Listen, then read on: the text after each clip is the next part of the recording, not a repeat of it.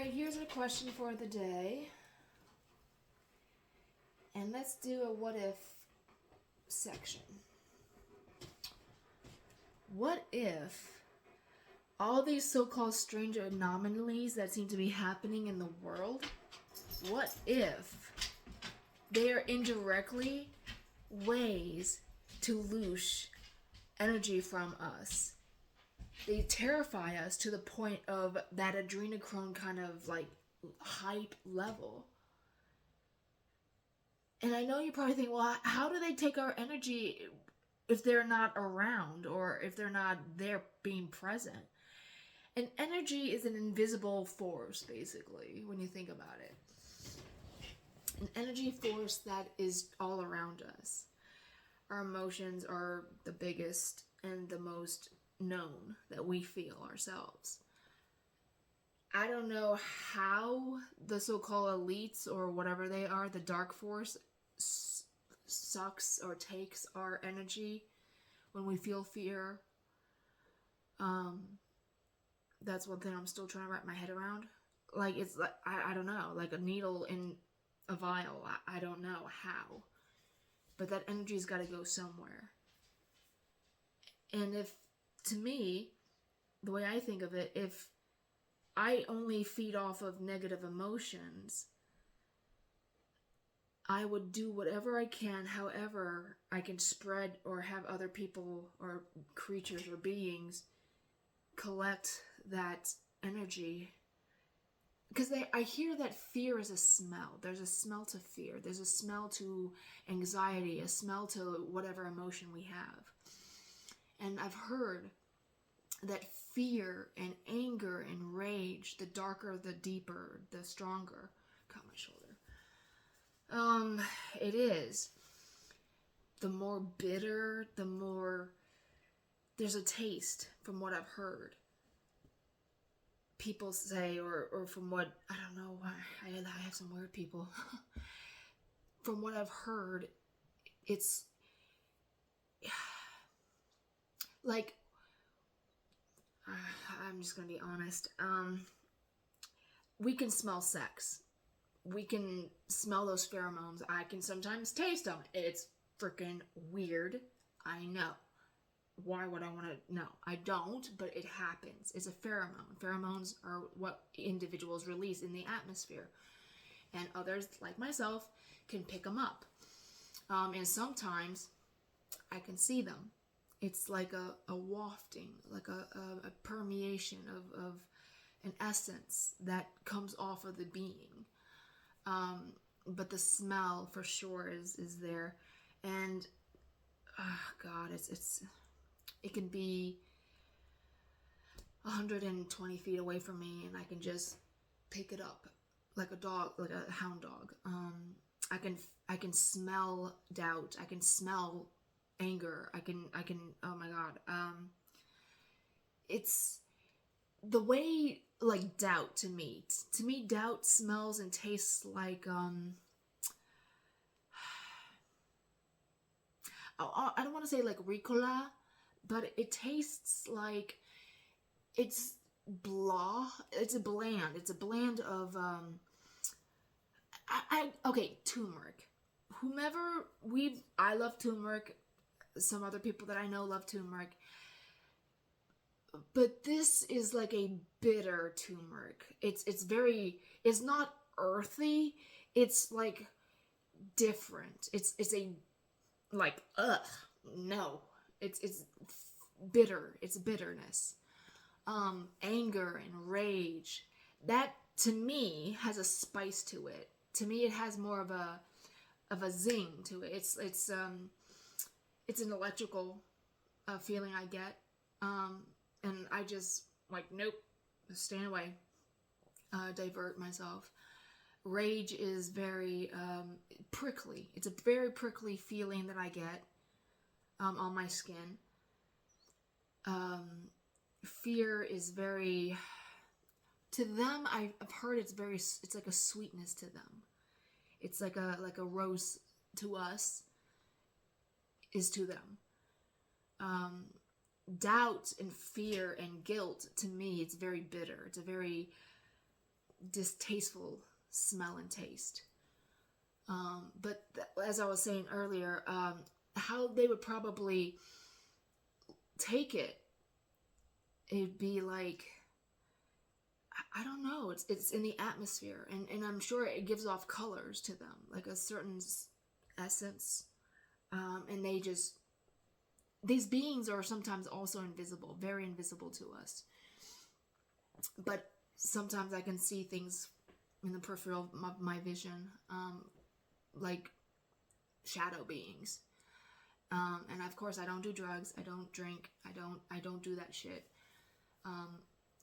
So I'm always in control of myself, and I know, and like lately my right ear has been ringing. It rang twice yesterday and it rang once today. And so either I'm getting more downloads or I'm getting something, and I'm just trying to figure out what it could be. So it's telling me to pay attention to something, to be aware of my surroundings, to be more cognizant of my thoughts process. And today I was more aware, because funny thing, my my client, she's also like me, and she knows about the ear ringing stuff. And she said to be cautious, with the right and delivery of messages on the left, and someone's talking about you of either good stuff on the right and bad stuff on the left, or vice versa. And of course, people are people, so whatever. So we all talk about each other, like it or not. But anyways, this time when it rang, I was driving by a location in my place that has cut down trees, and it's sad. It's sad to see, and I was just worried. I'm thinking to myself, I really don't want them to keep going and cutting all those beautiful woods, down and opening it up so much. I don't want it. And having houses, I don't want it. But anyways, it's of course out of my control. But anyways, the reason why I'm making this video is because I'm also wondering. I've been watching a lot of this Appalachian movies, shows, TVs, things on YouTube and whatnot on Netflix. And it makes me wonder, of course, when a lot of these people have these encounters, we don't know unless it happens to us if it's legit, because anyone can tell a tall tale and spin it to however they want to invoke that fear amongst many who watch it. But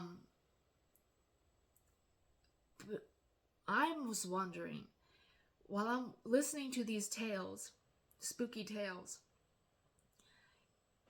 it makes me wonder if another way for them to loosh off of us, get our essence, is to have these encounters with us mortals, or immortals is what we really are, because the body dies but the soul lives on. So no matter what avatar we obtain, we're always living, where our soul comes back. But anyways, the vessel changes but the soul remains. If that's another way of invoking that essence of fear within us, it just makes me wonder.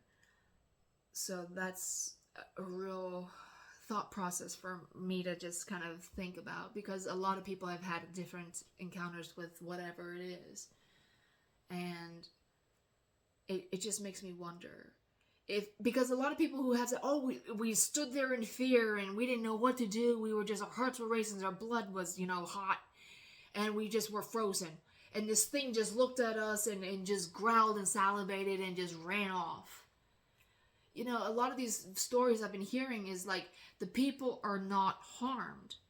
They're just induced in this fear feeling, and they go away. So the creature goes one way, they go the other way, until probably the next time. Or, it makes me wonder if these creatures are sent out to people like ourselves to loosh off of that fear, so the higher ups stay in power. That's just my way of thinking of it. I know I can dream on all I want and speak whatever I want to speak, but it makes you wonder. To me, it just makes me think.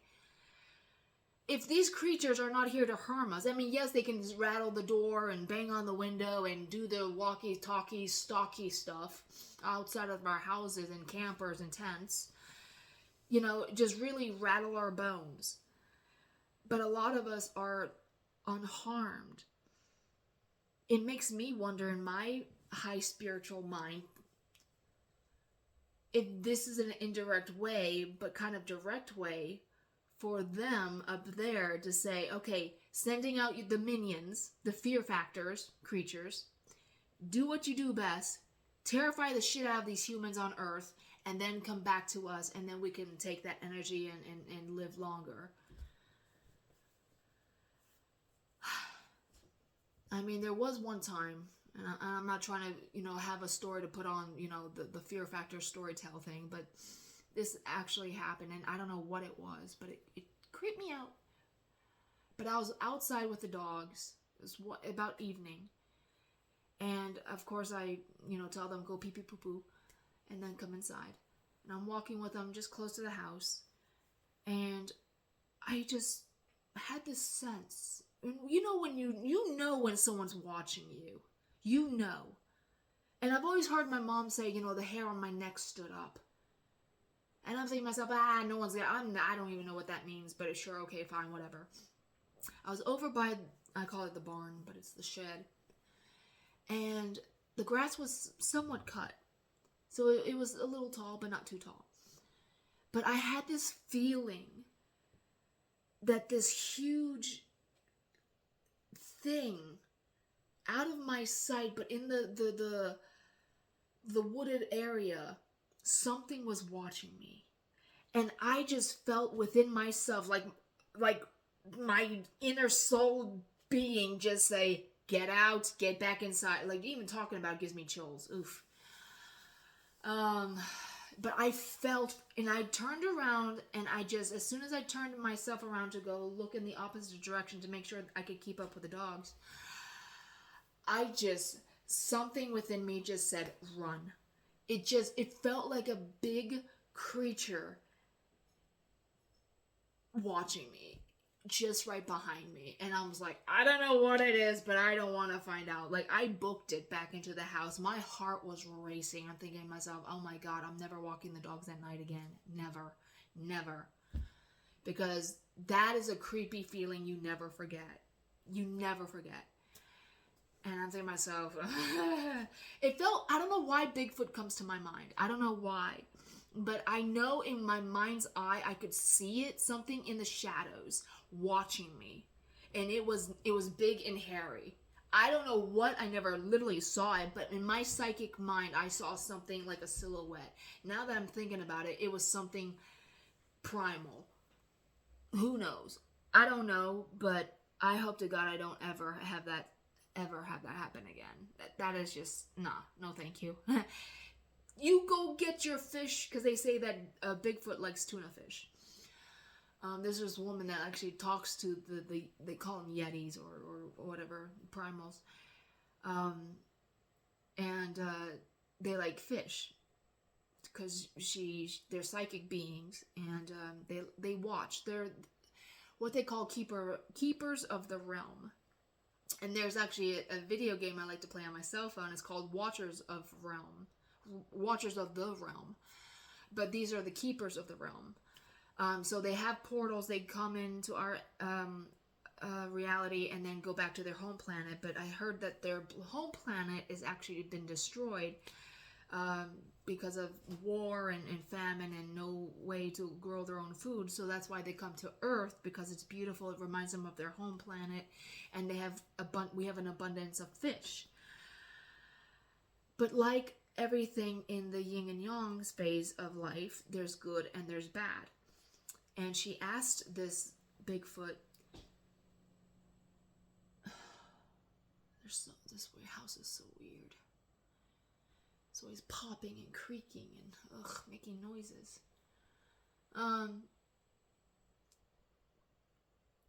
She said that it was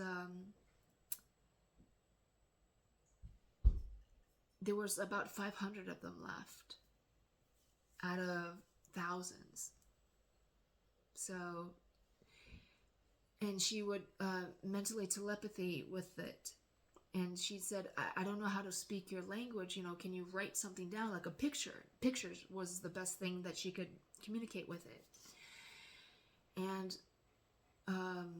she said their energy is just so immense. Like, she says it had to be several feet, like 50 feet away or so, because their energy field is so strong. Like, I thought my horse's PSI field, which is 16 feet, is powerful. Like, I know how that feels when I was around my horse. It was like I felt his presence before I saw him.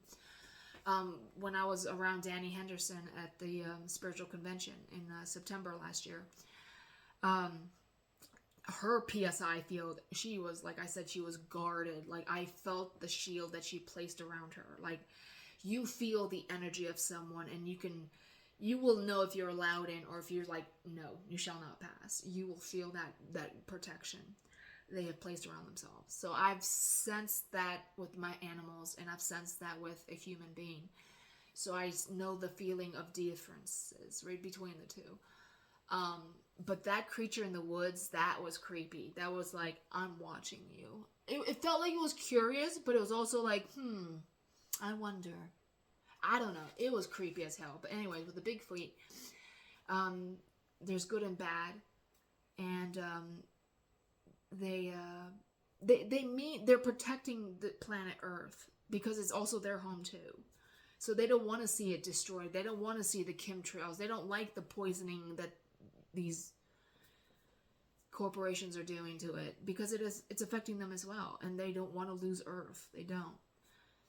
So of course, from what I've been hearing, with the shifting of third density going into fourth, let's just call it the basement of fourth density, from what Alex Collier has told the world, fourth density basement level is going to be like, he says, at first you're going to see a lot of shadows, you're going to hear a lot of things, you're going to feel a lot of things, you're going to be into a bigger PSI field and a different kind of energy than what Earth is, because Earth is so dense. So when you go up into another level, it widens. Your aura widens. Your whole demeanor of life changes. And for people like myself, he says, people who already are intuitive, are empaths, are light workers, energy workers, we will be the first ones to actually notice things. We will be the first ones to taste things, see things, feel things, hear things. The whole 16 senses, 15, 16 senses that we have, psychic senses and the human senses. So there's about 15, 16 of them. We will be the first to tap into that fourth basement level stuff. And I don't know if we're there yet. I would think that we are, because I've been seeing for a long time shadows, and people laugh at me, but hey, it's okay. That's not for you. Just keep moving on. Don't judge me. Just love me at a distance, whatever. But it's legit. It's legit shit. There's no reason for me to lie. There's no reason. I know I'm not crazy. I know I'm not. But it's what it is. It really is. And I hope that my monkey feet can help me with this. Hold on. Nope, hold on. Ah! Monkey. Okay. Crystals always help with guarding and guiding and protecting. This is a raw crystal. And this is one thing I like to sleep on my third eye, right there. It is wonderful. It's nice and cooling, and it helps protect and balance and actually help shield. There's a way to activate these guys too. There's a way to activate.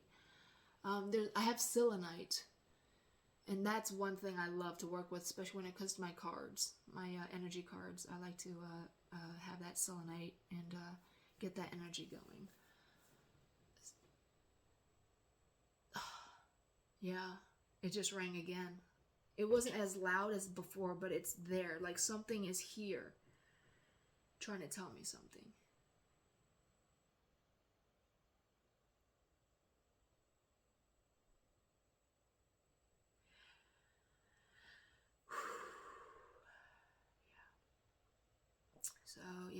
I mean, if we just, and I notice whenever I ground myself, like I grounded myself yesterday and the day before, because it was such beautiful days.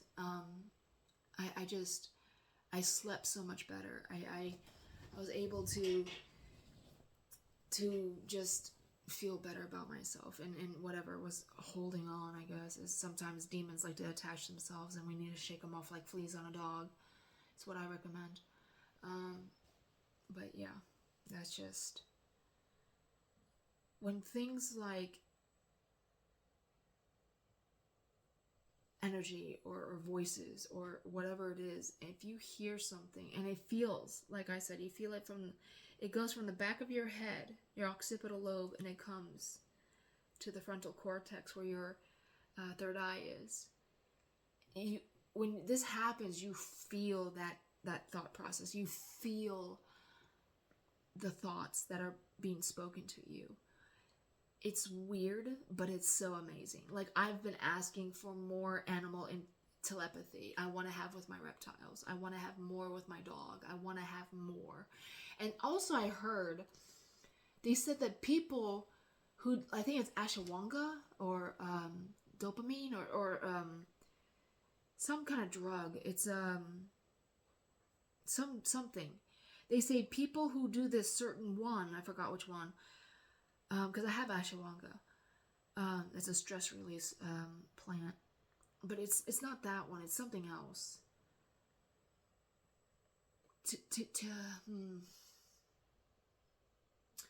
What's it? Rogan does it a lot. And it's not pot. It's something else. What was that? I forgot what it's called, but they say people who do this helps connect both hemispheres of their brain together. Instead of having the left and the right, it connects them into one. And they say that people who actually are able to connect their brain hemispheres into one, they're more psychically advanced. They're more in tune with everything around the universe and within themselves and around themselves. So it's like if you can somehow attach that and actually fuse, I don't know if it literally the brain becomes one, but because you have that divide in between the brain that goes, here and here, and there's a little lobe branch. I call it a branch.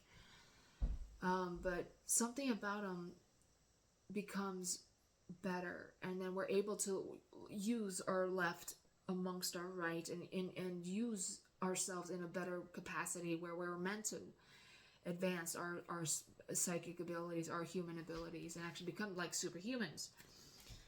But I don't know, talk is so cheap, until someone is actually able to do that, which I don't even know if they have. Congratulations, kudos. But I don't know. Talk is so cheap. I swear I saw something creepy. But anyways, yeah. Ramen noodles get me high. No, it can't get you high. And there goes my PS4 control. Oh well. But yeah. This world is a strange place. But it's how we manipulate our own energy and actually helps tune into something else that is actually hopefully better for us. If you don't understand, look it up. Find a guru that's willing to teach you, that doesn't charge. Oh well. But that's basically what I was trying to think about. If an indirect way of them looshing off of our energy was by scaring us through sending out these hellhounds or whatever you want to call them, demonic creatures, and then looshing off of us that way. I mean, something to me, something is because there's so many stories. I mean, yeah, people can be using their imaginations and say, let's just make up this, but for those stories that are legit, 100%, that are legit, a lot of them are unscathed, but they used and they got to that capacity of that adrenochrome feeling So it just makes you wonder if something indirectly is taking our energy like that. Because we are batteries, you know. And of course, the older we get, the less battery power we have. But still, it makes you wonder. It just makes me wonder. I don't know about the rest of you, but it's just me thinking, what if that's another way for them to take our energy? All right, y'all have a great night. I'm going to go eat my ramen noodles like they're healthy as hell. And I'm going to go to bed. All right, y'all have a great day. If you like this content, let me know. Comment section below. Thumbs up. Let me know if you like this content. If you want more, let me know. We can have a conversation about it and see what else we want to talk about. What if? Thank you. Bye.